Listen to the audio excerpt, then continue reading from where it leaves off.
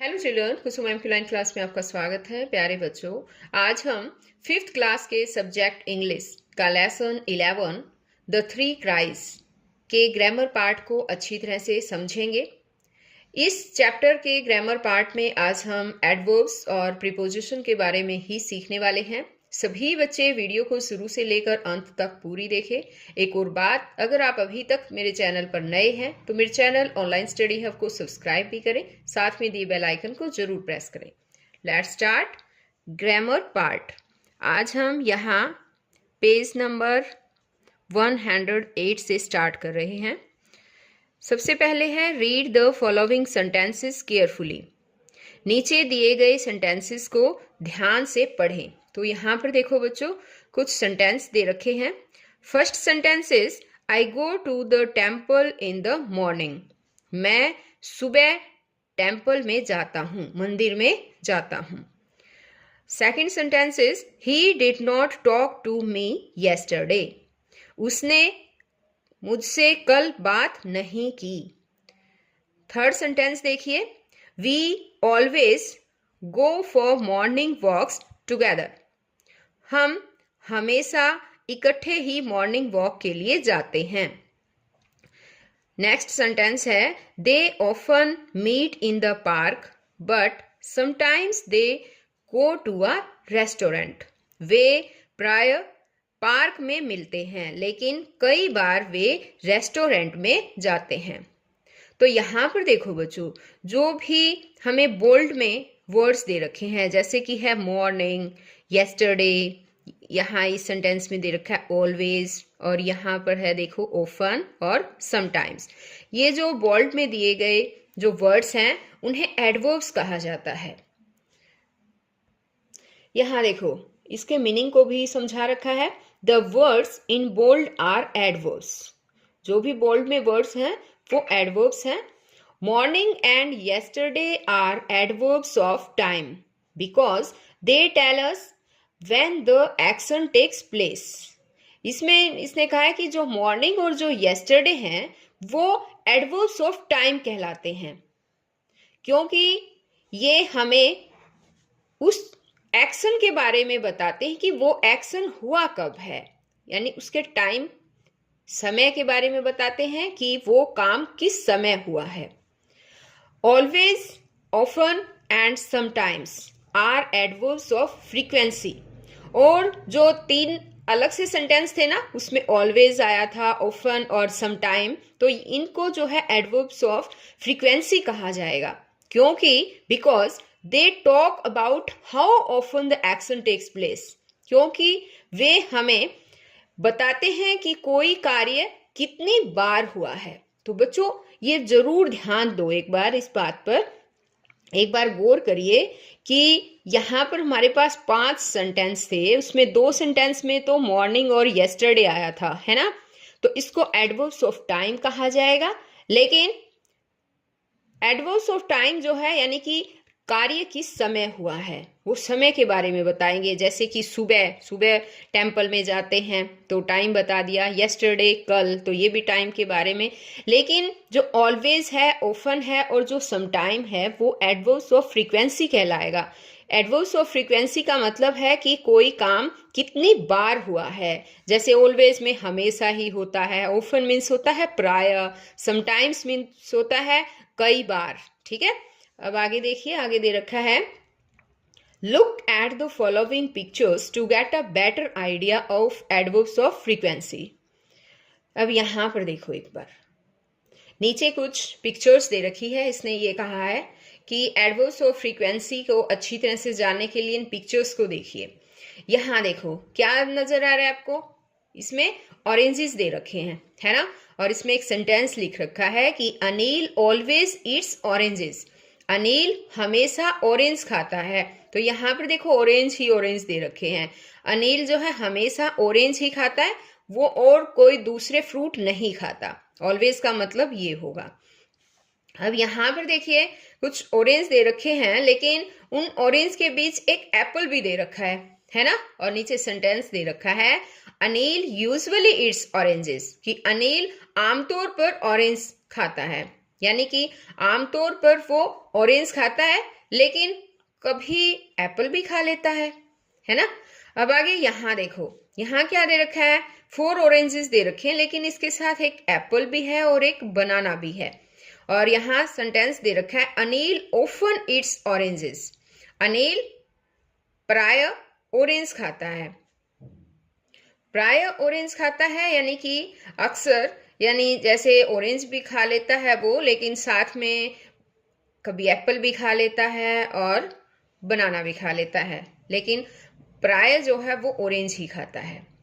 अब यहाँ पर देखिए एक बार, यहाँ पर इस पिक्चर में 3 तो ऑरेंज दे रखे हैं और बाकी अदर फ्रूट्स है ना, स्ट्रॉबेरी है, एप्पल है, बनाना है।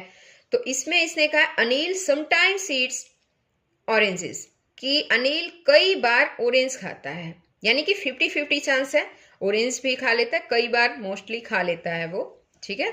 अब इसमें यहाँ पर देखो, ऑरेंज जो है एक ही बार है और बाकी अदर फ्रूट्स हैं। तो यहाँ दे रखा है अनिल सेल्डम ईट्स ऑरेंजेस, कि अनिल जो है कभी कभार ऑरेंजेस खाता है, कभी कभार खाता है, यानी कि हर रोज नहीं खाता, कभी कभार। और बाकी यहाँ देखिए और भी फ्रूट्स दे रखे हैं।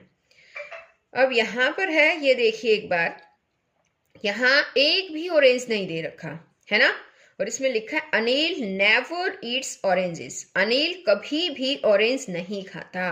एक भी ऑरेंज नहीं है ना, वो कभी ऑरेंज खाता ही नहीं है और अदर फ्रूट्स खाता है।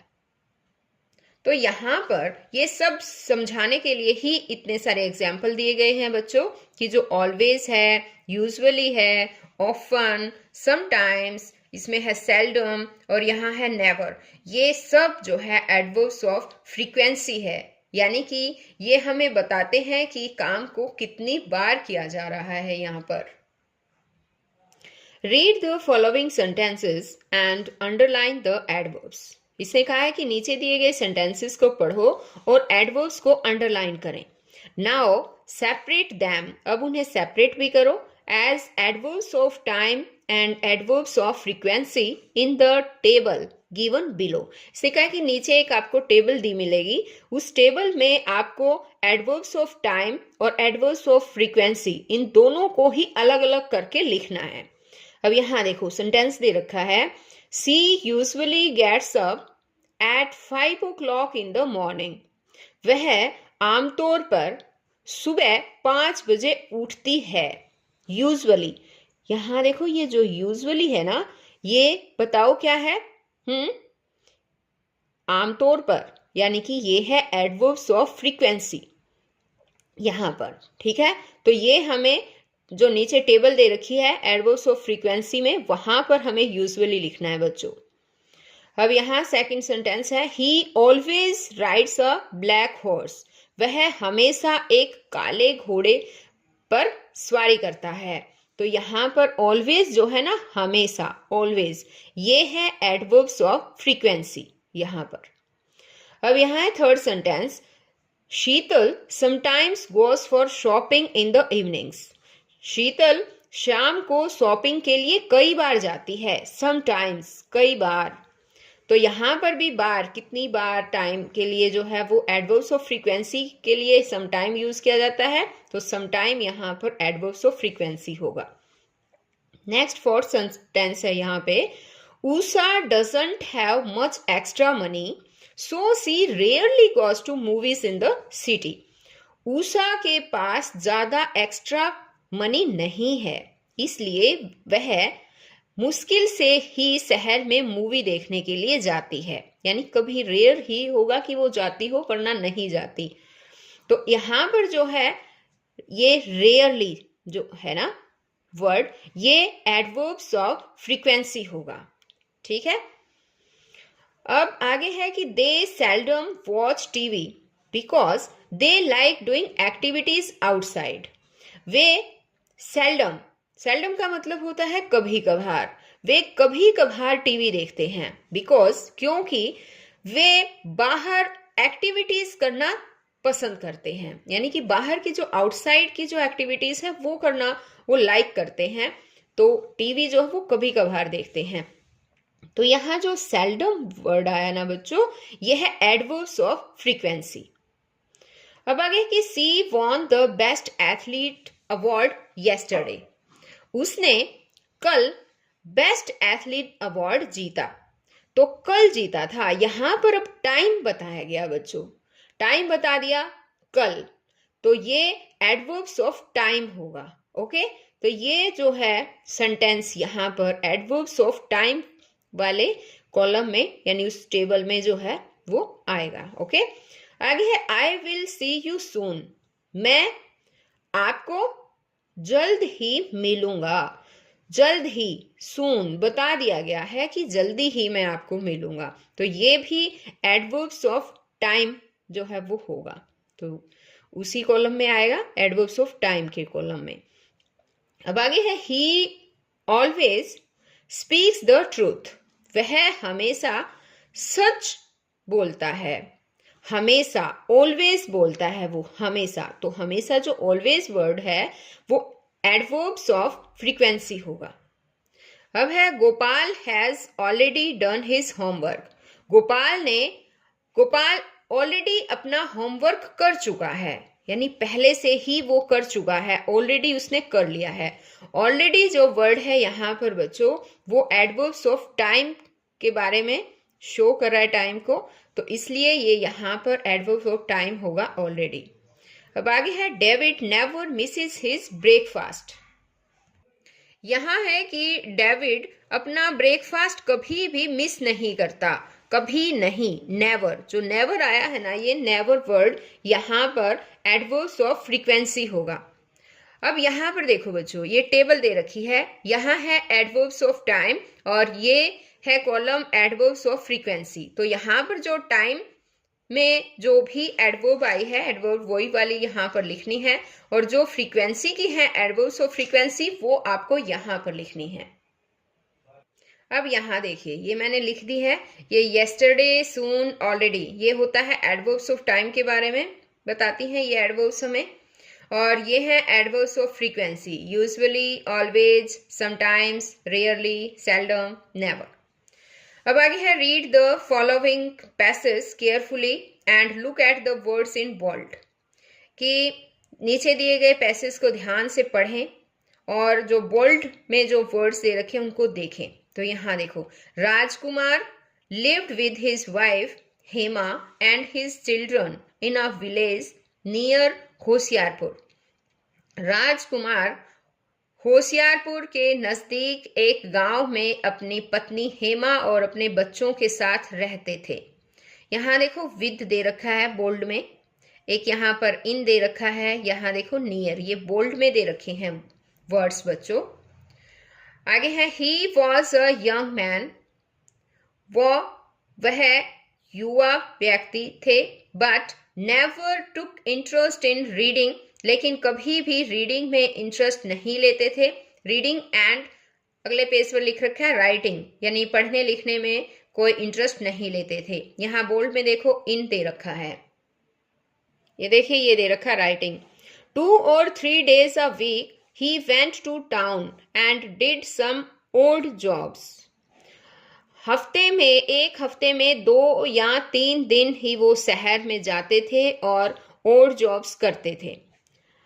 The rest of the time he watched TV and gossiped with his friends. बाकी का जो समय था उसमें वो टीवी देखते थे और अपने दोस्तों के साथ गॉसिप करते थे।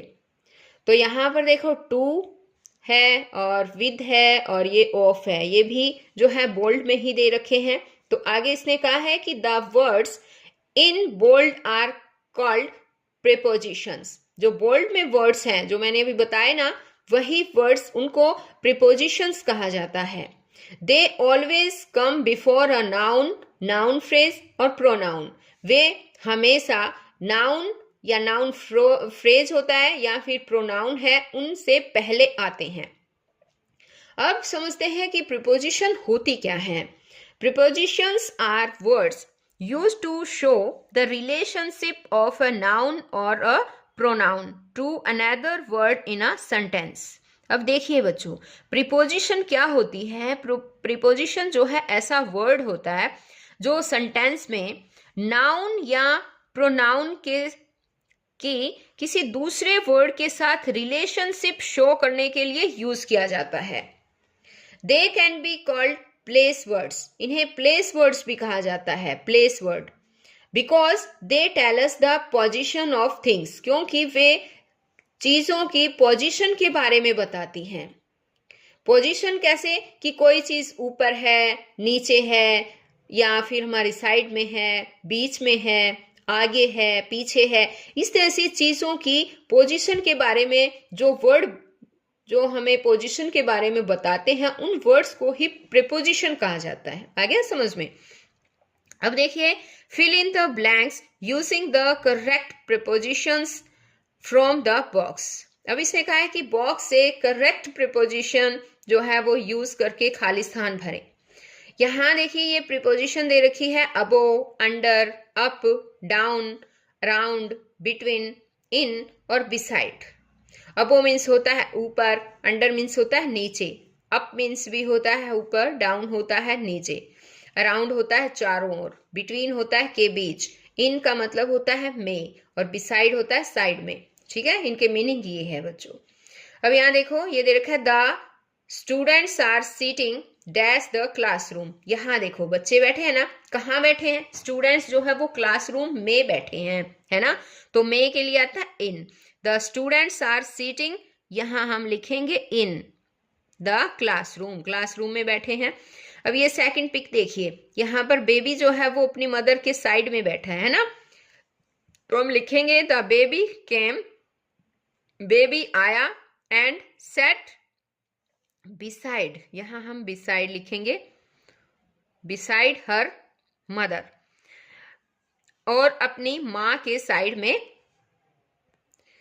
बैठ गई। बेबी आई और अपने माँ की साइड में बैठ गई। अब यहां पर है ये देखिए पिक एक बार, और इसमें सेंटेंस दे रखा है those who are dash 18 can't take part in the competition, कि वो बच्चे जो 18 से अबो हैं वो कंपटीशन में भाग नहीं ले सकते, यानी जो 18 साल से ऊपर हैं, तो यहाँ पर इस ऊपर के लिए अबो आएगा बच्चों। Okay, those who are above 18 can't take part in the competition. अब नेक्स्ट देखिए, इस पिक को देखिए, और इसने कहा है hold the pencil dash the thumb and four finger, pencil को पकड़ें थंब और फोर फिंगर के बीच में। तो दो के लिए जब हमें होता है बीच में तो उसके लिए बिटवीन यूज किया जाता है, तो यहां पर बिटवीन आएगा। लेकिन एक और बात ध्यान रखो बच्चों, दो से ज्यादा के लिए और बीच में हमें कहना हो ना तो अमंग का यूज किया जाता है, ये ध्यान रखिएगा। अमंग आता है, अमंग होता है दो से ज्यादा के लिए जब बीच में, अमंग का मतलब भी बीच में होता है, बिटवीन का भी जो है मीनिंग बीच में होता है, लेकिन दो के लिए जब बीच में आता है तो बिटवीन का यूज किया जाता है, लेकिन दो से ज्यादा के लिए जब आता है तो अमंग का यूज किया जाता है, ये ध्यान जरूर रखिए। अब आगे यहां पर देखो एक पिक दे रखी है और इसने लिखा है go dash this hill to get to the temple, temple पर जो है जाने के लिए इस हिल के ऊपर जाओ, तो यहां गो अप आएगा, go up this hill to get to the temple, temple तक पहुंचने के लिए इस हिल के ऊपर से जाओ। आगे है, यहां देखो इस पिक्चर को ध्यान से देखो, और सोफे के नीचे जो है ये किटन जो है वो बैठी हुई है। The kitten hide dash the sofa, kitten जो है सोफा के नीचे छुपी हुई है ना, तो इसके लिए हम लिखेंगे अंडर द सोफा। ओके, अब यहां पर देखो ये वॉक कर रहा है, इसने कहा take a walk dash the garden, garden में चारों ओर ही हम वॉक करते हैं, है ना, तो यहाँ टेक अ वॉक अराउंड, यहाँ अराउंड आएगा चारों ओर के लिए, अराउंड द गार्डन। अब यहाँ पर देखो पिक को भी देखो, और इस यहाँ पर सेंटेंस दे रखा है go dash the stairs if you want to reach the basement, कि यदि आप बेसमेंट में पहुंचना चाहते हैं तो सीढ़ियों से नीचे जाओ। यहाँ देखो ये सीढ़ियां हैं, अगर हम ऊपर जाएंगे तो गो अप आता, लेकिन सीढ़ियों बेसमेंट में जाने के लिए, बेसमेंट जो है वो नीचे होता है, तो इसलिए इसने कहा है गो डाउन द स्टेयर्स, सीढ़ियों के नीचे जाए अगर आपको बेसमेंट तक पहुंचना है। तो बच्चों आज इस वीडियो में केवल इतना ही। नेक्स्ट वीडियो में मैं आपको इस चैप्टर का लिसनिंग और स्पीकिंग पार्ट समझाऊंगी। और एक और बात, अगर आप अभी तक चैनल पर नए हैं तो चैनल को सब्सक्राइब भी कर लें, क्योंकि आपके सिलेबस के अकॉर्डिंग ही मैं वीडियो बनाती हूँ और आपको जो है इस तरह से नई वीडियो भी मिलती रहेंगी। तो हम फिर मिलेंगे एक नई वीडियो में बच्चों, इसके लिसनिंग एंड स्पीकिंग पार्ट के साथ। तब तक के लिए बाय बच्चों।